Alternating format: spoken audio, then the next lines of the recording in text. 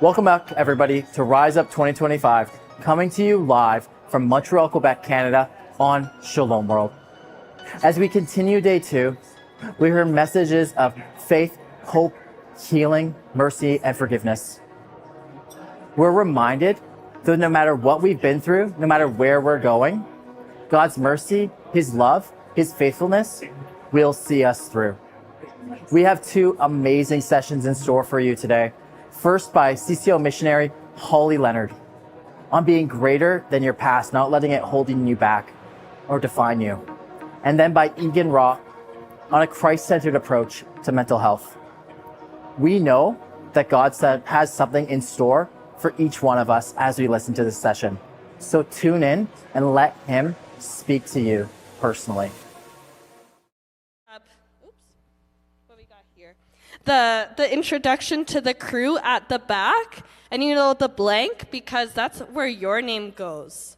Oh, yeah, that's a good touch. So there's about 20, maybe less, of these t-shirts left. So if you're vibing with this style after this session, or actually better option during the break, pick yourself up some Rise Up merch, because you're also going to want to remember this. These are like the best, hopefully great way to ring out the end of 2025. And what better way to do that than with your Rise Up New Generation merch? And even this collection, it was inspired by our patrons this year, St. Carlo Acutis and Pier Giorgio Frassati, and of course, the Rise Up theme, A New Generation. So make sure during the break, just check it out, no harm, always good to look. To transition though, with this dedicated women's session, I hope it's a easy space for you to kind of just like be real with yourself, be real with your sisters in Christ, and hopefully it'll make it all the more easy to enter into the content that our speaker is going to share with us. And I hope it speaks well to our feminine hearts in particular. To get things started, I'm going to introduce to you our keynote, who will be talking on the theme, Greater Than Your Past. So her name is Holly Leonard. Holly Leonard has been a full-time missionary with Catholic Christian Outreach for 20 years. She has served in a variety of roles within CCO, and she's been married to her wonderful and fun-loving husband, Lee, for 14 years and has 4 children. Holly loves art, she loves beauty, she loves crafting with her kiddos, and of course, inviting people into a relationship with Jesus. I love her, I know you're gonna love her, so please join me in welcoming Holly to the stage.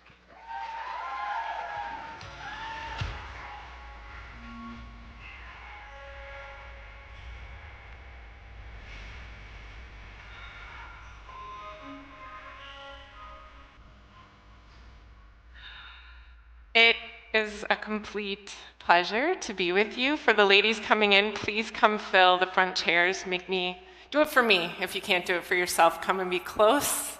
Come and fill the chairs. The session that we're about to have together is on our hearts, on our feminine hearts, how the Lord has made us, as Cardinal Lacroix so wonderfully said, as His treasured possession. And we're going to spend some time listening to me, reflecting, sharing, to just create those conditions to, just safely dive in and look at our hearts. And I know as a woman, I'm pretty sure it transcends across all of us, we do a really good job avoiding our hearts. We're kind of like, anyways, what are the things I need to do? Who are the people I need to call? Even in our prayer time, we're so good at like, what's the next worship song? Okay, what's the reading? We have a really excellent talent at kind of being near our hearts, but kind of hovering above it. Maybe autopilot spoke to you from Ben's talk, but sometimes I would add an extra piece from my experience with my heart, and maybe in yours, is there's also avoidance of our hearts. And we're gonna dive into that and talk about where that comes from. why that happens, and how we can welcome Jesus into that avoidance and into those places of pain so that we can have healing. So the title is Greater Than Your Past, but for some of you coming in, maybe you don't feel you have quite like a past. You're kind of in your moment of discovering Jesus and of change. Maybe for some of you here, you're like, no, I'm on my way and I'm healing and I'm discovering him and I don't like what I see when I look back. But there's room for all of us here on our journey, no matter how big our past, how dark, how confusing, the things that have happened to us, the things we've seen that inform the reality of our heart. My hope in our time together is that you would become more curious and allow Jesus to show you his curiosity for you and for your heart. So I'm going to start with a movie clip. How many of you know the story from Frances Hodgson Burnett, The Secret Garden? Oh, good, there's some people. So there's a movie made in 1993. I'm 43 years old. If I worked for CCO for 21 years, how old am I? Let's just get that out there. I came to a Rise Up 21 years ago with my best friend in the front here, Cheryl. And we have a whole big long story. You can hear that another time. But we were just like you. We were in chairs just like you. And we were looking around at the boys. And we're looking around at the songs. And are we going to go to Mass? Are we going to go shopping? Like, we were doing it all. We were right here. And now it's like in a blink. I'm married. I've got 4 kids. My daughter as well is here. But when I was praying about what would be a good scene to kind of set the stage for our hearts, it's my favorite story. It's my favorite movie. There are many versions, but the 1993 version, if you're going to watch one over the holidays, you're like, Holly was talking about this thing, look up the 1993 Secret Garden. So I'm going to press my button twice, and we're going to watch a really small clip before I press it. How many friends have no idea what this story is, just so I can remember? Okay, so it's worth me just briefly explaining. There's a secret garden in a beautiful manor, and it's locked up by Master Craven. Master Craven lost his wife. She was swinging in her garden, the garden that she loved, and she was pregnant, and she fell off the swing and died and delivered her son healthily, and he lived. But out of the pain for what happened in this beautiful garden and of losing his wife, he locked the garden. He forbid all the servants of the entire manor to ever speak of the garden, to ever go to the garden. And as the story went on, he had to end up taking care of a niece of his, and he put her at the way other end of the manor. She was orphaned, and she comes, and she starts hearing whispers and stories, and a little robin, a little bird, starts showing her signs, and she becomes obsessed about finding out where the key is to this secret garden. So that's the scene we're at right now.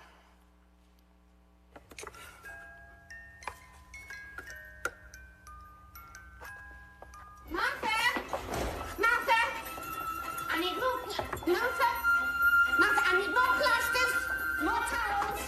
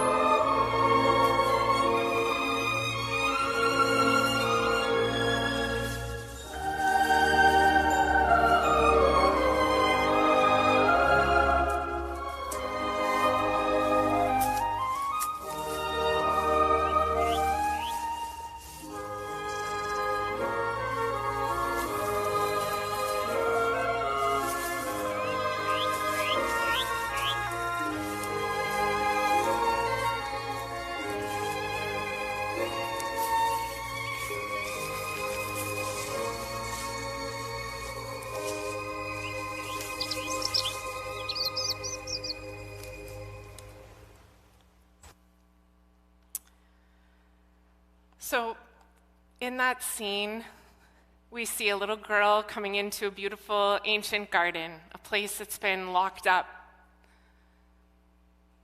a place that's overgrown, has weeds. But in the scene, you maybe heard, the song pick up and an orchestra and angels almost to sing over the garden, over us, over our hearts. There's beauty here to be unveiled. There's hidden, beautiful, ancient pieces in this garden and in this heart. And it's blocked a bit. We have to snap around it a bit to see.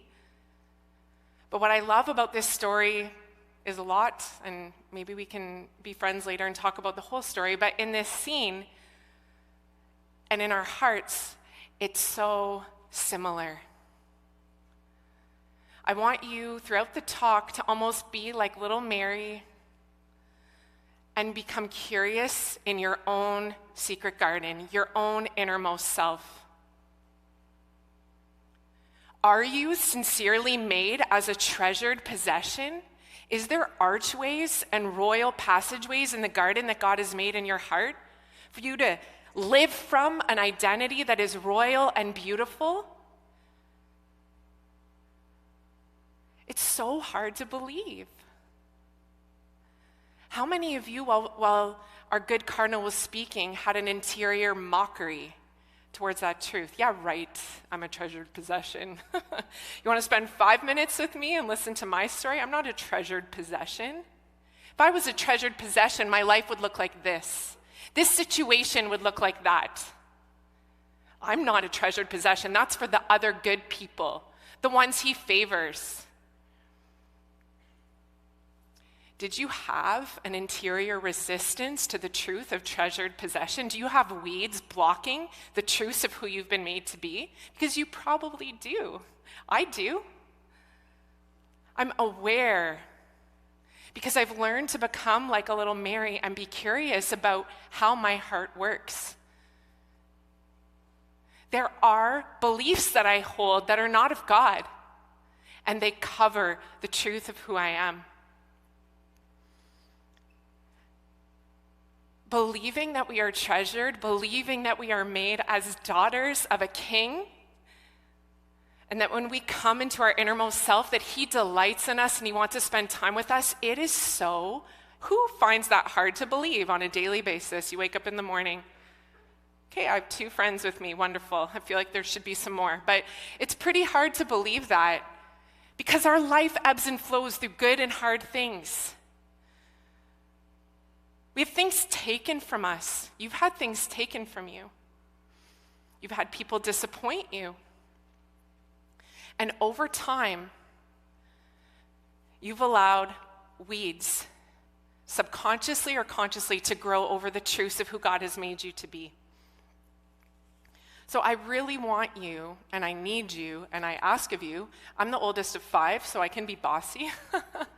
So I'm going to be a bossy big sister. I request of you to be curious and to put on a disposition of curiosity for 19 more minutes, okay, over your hearts.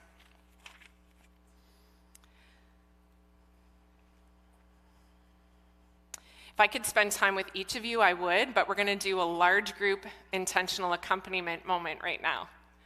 I'm going to ask all of you a question. Why are you here? Why did you come to Rise Up? If God was sitting in front of you right now and you got one-on-one time,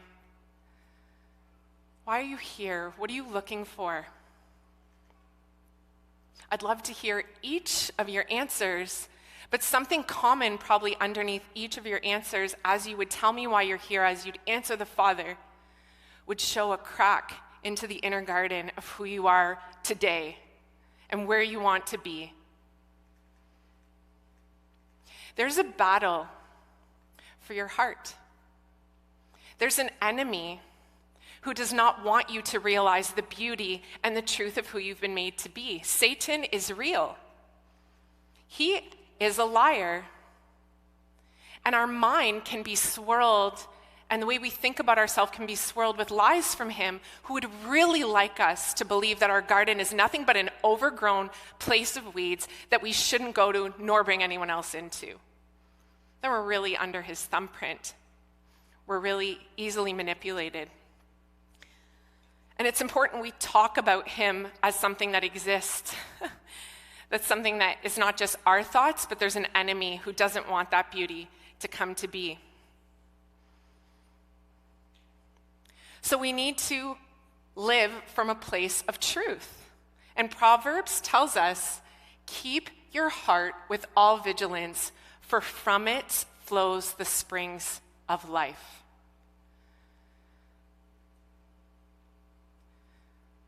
Everything you are living from today, everything you did this morning, everything you'll do later, comes from a perception of who you are and who you think God is. Have you lost vigilance over your heart? Have you lost vigilance over your innermost garden and perhaps let things come in and inform you and overgrow?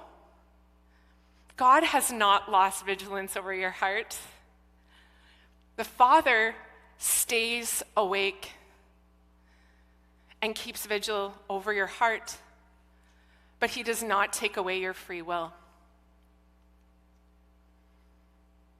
You alone can open the door to the garden. You alone can say yes and no to what comes in and out, but he is vigilant and he is waiting and asking for permission to come in and to bring everything into right order.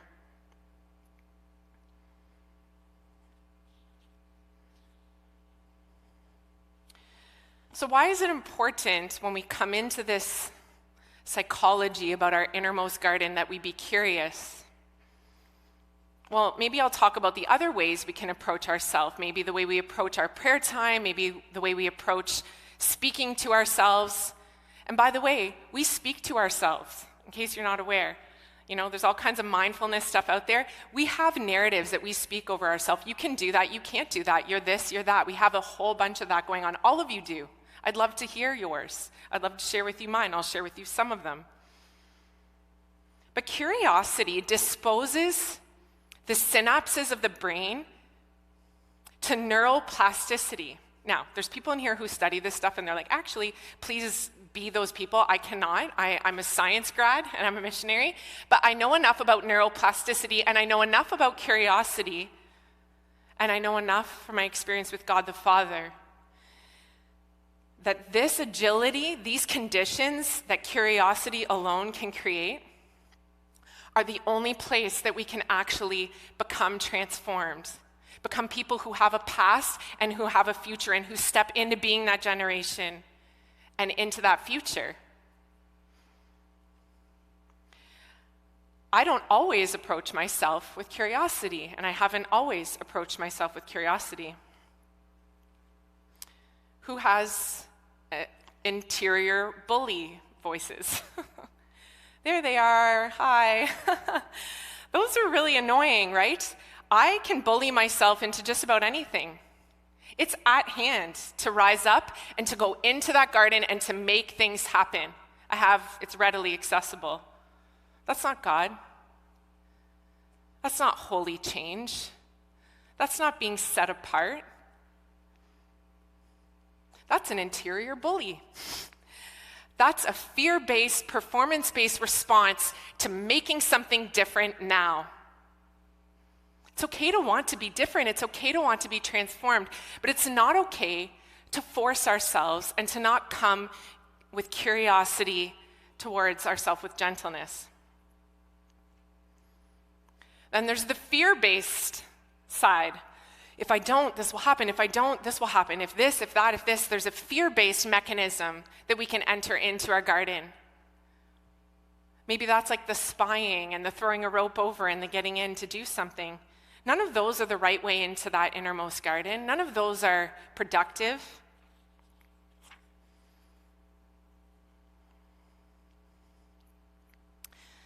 So why, if we know that we shouldn't bully ourselves and we know that there's a God who loves us and we kind of know all these things, okay, he loves me, okay, he made me for a relationship with me, why aren't we living in that? Why is our life experience so far from the truths that are spoken over us and are full of truths of who we are and who he wants to be in the scriptures? Why is my life far from that? Well, that's because there's one big story that has played out in the beginning in Genesis that continues to play out in each of our hearts. And this is the battle that I'm speaking of. So very quickly in the story of Genesis, for those of you who maybe don't know, Adam and Eve were created by God and walked in union with him in the garden. So humans were walking with God and they enjoyed conversation with him and intimacy with him and relationship with him. They had everything they needed. Now, this isn't a disconnected story. This story is our story, and it's at the root of all of our inclinations to tilt away from God. So it's really important that we understand. So if they had everything that they needed, then what happened? Well, God had described a particular fruit. Before he left Adam and Eve at one moment, he said, "Do not eat from the fruit of the tree of knowledge, or you will die." When Adam and Eve were alone and God left, the serpent entered the story. How many prayer times have you had, revelations you've had, inspirations you've had, and you go about your day, you pack your bag, you leave, you feel God telling you something, and all of a sudden, there's an erosion to that initial inspiration. Something bad happens at work, or a friend doesn't this, and all of a sudden the truths that you heard in the morning and the goodness that you felt and the confidence you had to make a decision are suddenly not all the way there. Can you relate to that?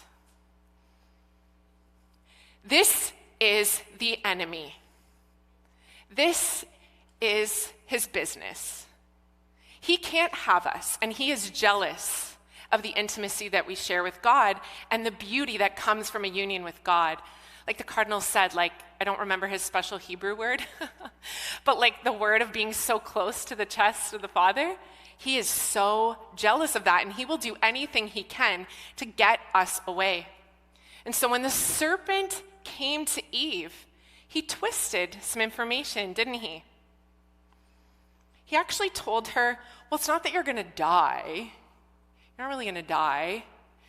Actually, you're just going to know everything that God knows, and he doesn't want that for you. And doesn't he suggest to all of us, well, it's actually not quite this, it's actually more like this. And we feel rushed, and we make a decision based on something the enemy said. We don't know it's the enemy, we think it's us, we don't maybe even realize a thought has entered. And we're now making a new decision about how to think of ourselves or God or an important situation.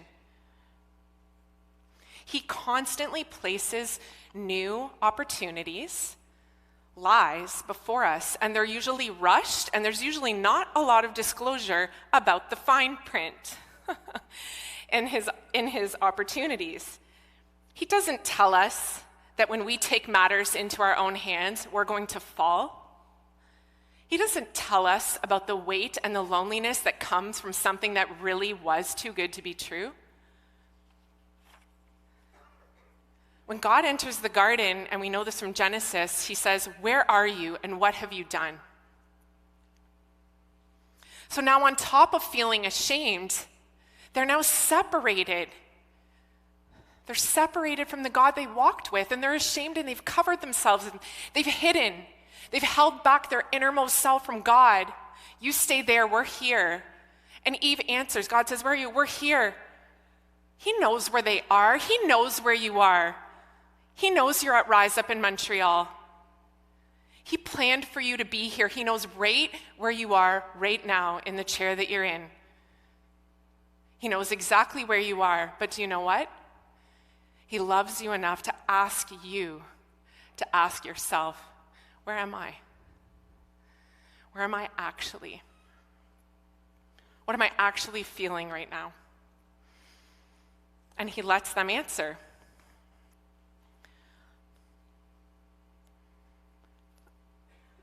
So there's me at 5 years old. I grew up hearing that story and believing in a God Where are you and what have you done? You know, this booming, angry, disappointed God. That's the God of the Bible that I grew up relating to. I placed that narrative, I placed that tone on him. That's how Holly grew up. She's well behaved. She did what was asked of her. But my interior life and my thoughts as I grew and I lived sad moments, sad flashes, things that were said to me. You talk too much. Holly's ugly.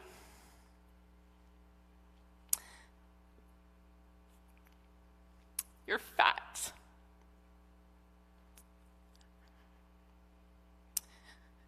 You're full of acne scars. You're so naive. I was disarmed, vulnerable, and I readily took those statements and I put them in my innermost garden, and they became how I lived. I was bullied for most of my years of school. But you know what? Those words were familiar, and those statements were like a wallpaper. In the garden, I was so familiar with them, and I knew how to come into alignment with words like that. Okay, I'm ugly. This is where ugly people sit. I'm not wanted. This is where unwanted people go. I was comfortable. I knew what they meant, and I knew what was expected of me. And I stayed there for a very long time. I didn't make eye contact. I didn't look in mirrors. I hated mirrors. And I knew I wasn't worth people's time. And I took those as identity, and I allowed many weeds to cover the archways and the beauty of who I am and who I was. I wasn't aware that there was an invitation from the enemy wrapped in those statements. It's not like I saw that it was Satan and I chose Satan. I didn't see what was happening. But without the contrast of truth, what was I left to think?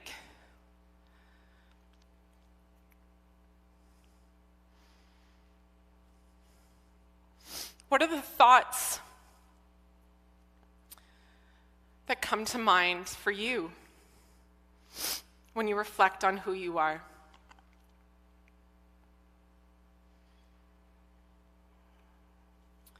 What words have been spoken to you, comments, moments in time? You know what I mean. We each have like a little mini movie trailer inside of our hearts, these moments, these things, these experiences, people, aunts, uncles, classmates, relationships, boyfriends, whatever. Insert it here. It's all universal. It's personal, but it's universal, sorry. You have those moments. What are the things that you see and that rise to the surface, and would that you would be curious enough to let them rise so that Jesus can touch them? I resist. You can tell it's still sad. I'm sure it's sad for you to go back to places of comments that have been said about you, things that you've just taken as truth and have lived from, and it's damaged you. But you know what? It's also damaged other people. I would find out years later in my journey of healing that there are women who hated me. On top of feeling sad about my innermost self, there are women who were jealous of me and hating me. They thought that I was acting too good by avoiding eye contact, but I was avoiding eye contact because I hated myself. Some of the lies you believe today are reinforced because you create a condition where it comes true. I didn't know why everyone didn't talk to me. But it makes sense, right? That the enemy would do something as screwed up and as destructive as that in our lives. And we need to out him, And we need to reach for Jesus because he wants to rescue us and take us out of this slavery.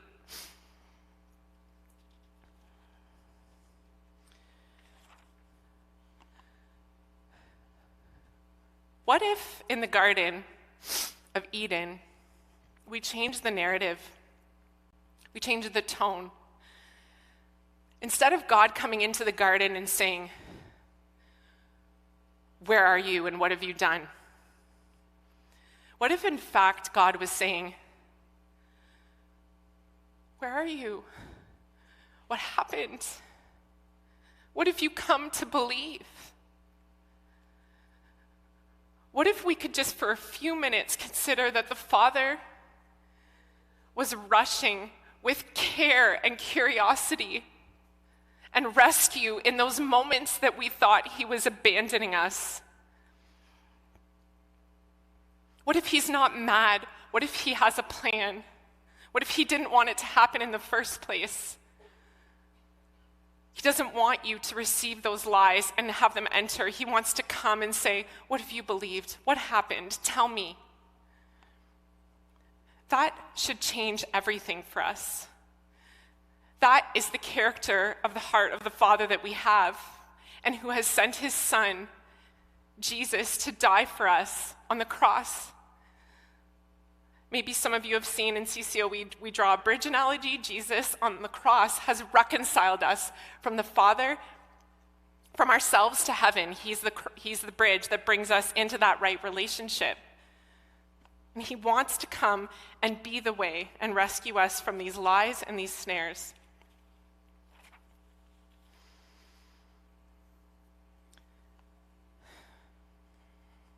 When I came to the University of Ottawa, I was brought into a CCO faith study where some of these truths that you're hearing at Rise Up were spoken to me for the first time in my life. One particular day, when I was sitting in, Cheryl, she's here, my best friend, was my faith study leader. She was repeating some pretty intense truths about God. Maybe some of you, how many of you have ever been in a small group kind of Bible study type thing? So maybe some of you are more well-behaved than me and paying attention and being polite, but I was like staring at them and judging them, and when they prayed, I kept my eyes open, like I was all of those things, okay? But because of what she was saying, and because these truths, I was made to hear them, it's almost like the archways in the garden of my heart were like, "Hello, this is you, this is what you've been made for," but I'm like, no, that can't be, because if that was the way, I would know that. And so what is this place and what is this thing? So there's this battle in me. Cheryl is announcing truths in a large group safe environment, and I'm having an interior collision, like a mega collision. Because my infrastructure up until this point, my way of thinking about God was that he was far away and we were just to follow rules and just move on. But deep down, I was desperate for an intimacy with him that I saw these CCO people had. Oh, these are like the heavenly creatures, right? They're joyful, they know the Lord, they talk about Jesus, and you're just like, who are you? What do you have? I resent you, but I want what you have. I'm living this collision. Cheryl lingered after one of the lessons. My heart was racing. I was hearing these truths that God loved me, that he wanted to know me. And I just said to her, "How do you know that?" I was so angry. Because if that was true, why didn't he want to know me? How do you know? Cheryl said, "He does want to know you." Even worse, even worse. So he does want to know me? What do I do? What the heck? I'm the oldest of 5, good Catholic kid. Why don't I get to know why do some people, it's just all these things are going on in me. And she said, "Well, there's a door in your heart and you need to give God permission. He doesn't come in, you have to ask him." She teaches me a small prayer. I run to my res room at the University of Ottawa that day like a mad person. I left the Spiritual Services Center and I ran down the stairs of Morissette Library, and my heart was pounding because if this was true, it was so good that it was hurting. Have you ever had that, like that at a retreat or a revelation? Like, if this is true, then everything is about to change. Everything was about to change for me, and I knelt on the floor in my residence. And I said to God, the first honest prayer of my 22-year-old good Catholic girl life, do you want to know me? Is it true what Cheryl said? Because I would love to know you, and I'd love for you to know me. And in that moment, it's almost as though all of the heavens came down and descended into me. I would use the word, like it felt like trains were racing through my body. I know it was the Holy Spirit. I didn't have those words then. But he came and he's like, I knew you'd do this, and I knew you'd do that, and I knew you'd wander here, and I knew you'd do that. It's like he was rushing through everything just to tell me that he knew I would wander. He knew I would betray him. He knew I would believe lies about myself, and he wasn't mad. He had held vigil when I couldn't hold vigil for myself. What a mercy. Who holds vigil for you when you can't hold vigil for yourself, when you lose the fight in your own heart? Jesus.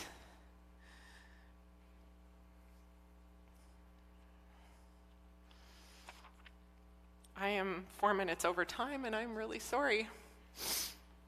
If you have a paper or a journal right now, we're going to land the plane as best as we can here. When you consider your life, when you consider your innermost sacred garden, what words come to mind when you see yourself? And what words come to mind when God sees you? I don't want you to overthink. I don't want you to write what's polite and sanitized. I want you to write what comes to mind.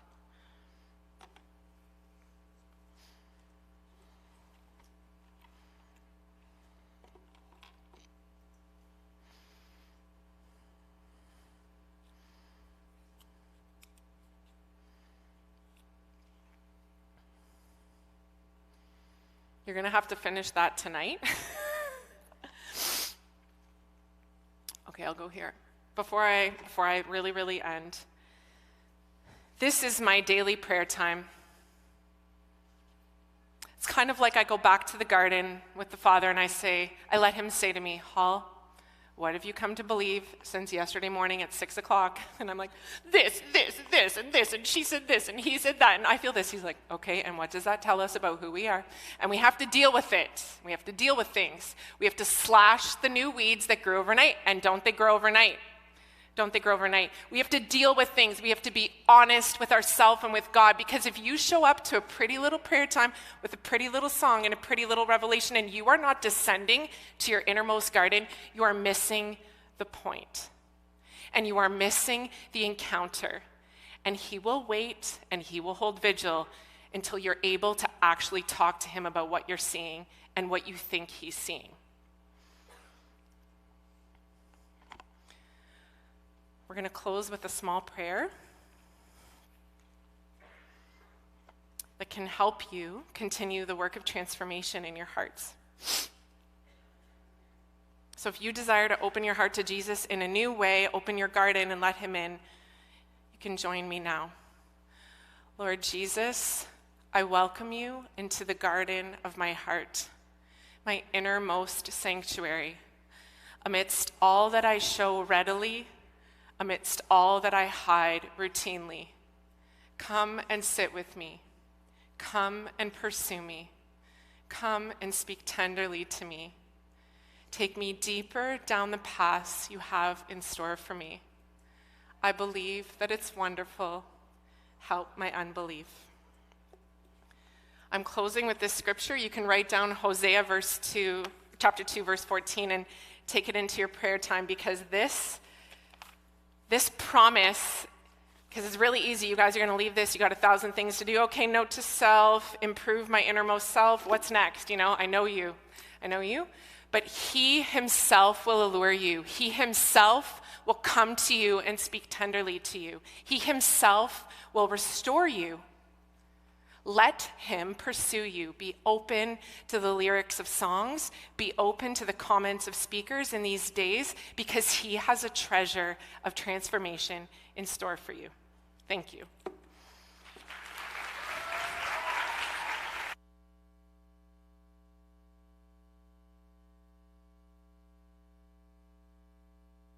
Thank you, Holly. Thank you.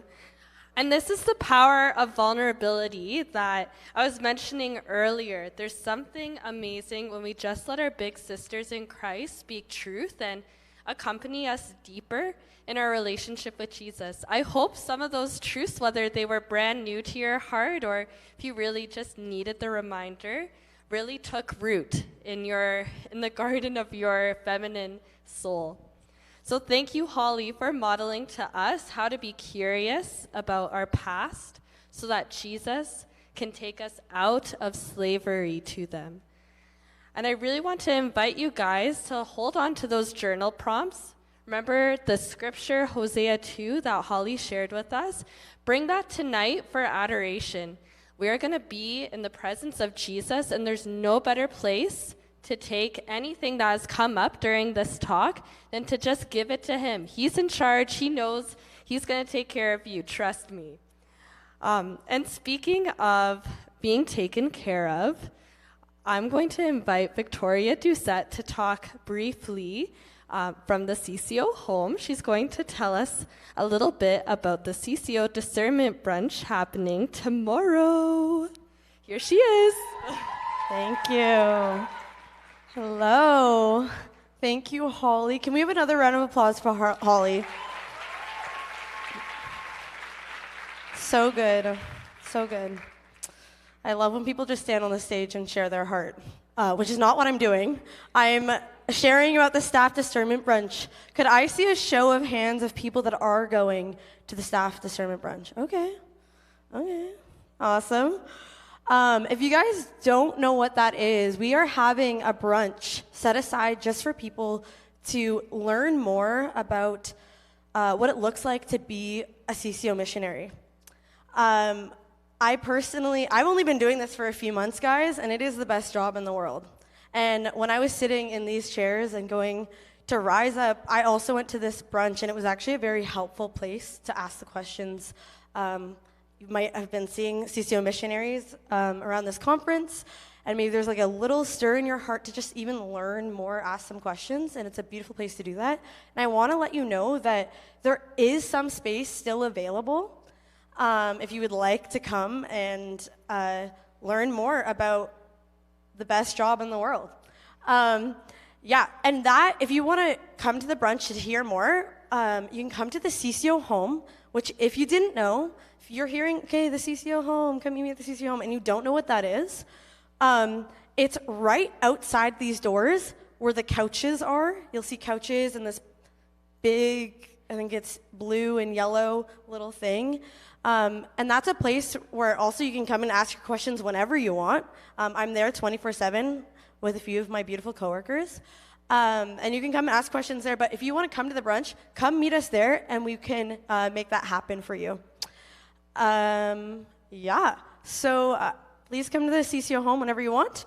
And I look forward to talking to you. And also, if you don't even have questions about staff and you just actually want to talk about what God is doing in your heart here at Rise Up, I also love those conversations too. So please come to the CCO home. Thank you so much.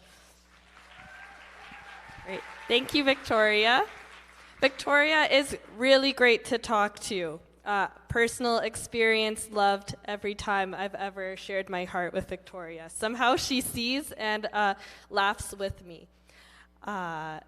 So I have a handful of reminders that are going to make your life better. So you can thank me later. For the workshop this afternoon, you can find the room number on the Rise Up app.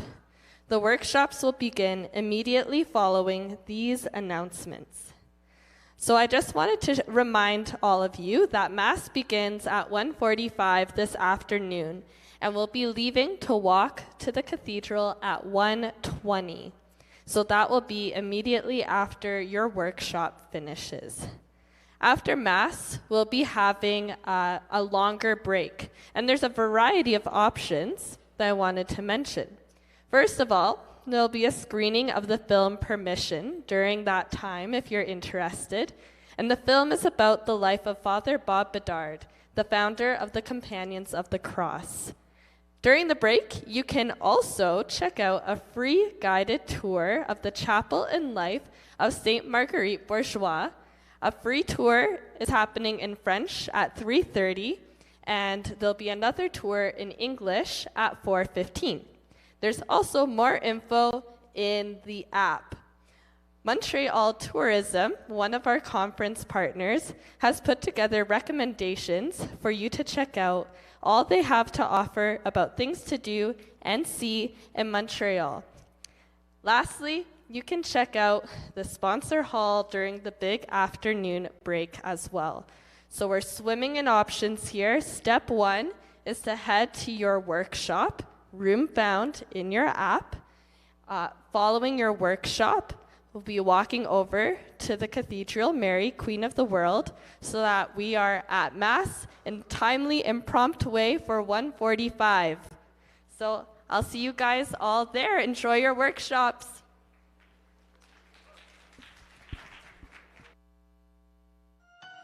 Those were some deep and meaningful reflections. We're reminded that our past does not define us, but God's love certainly does. And we're reminded that our mental, spiritual, and emotional well-being is an integral part of our faith journey. We're going to be taking a little break right now, but join us back live on Shalom World at 7:30 p.m. Eastern Standard Time. Stay tuned, we'll be right back.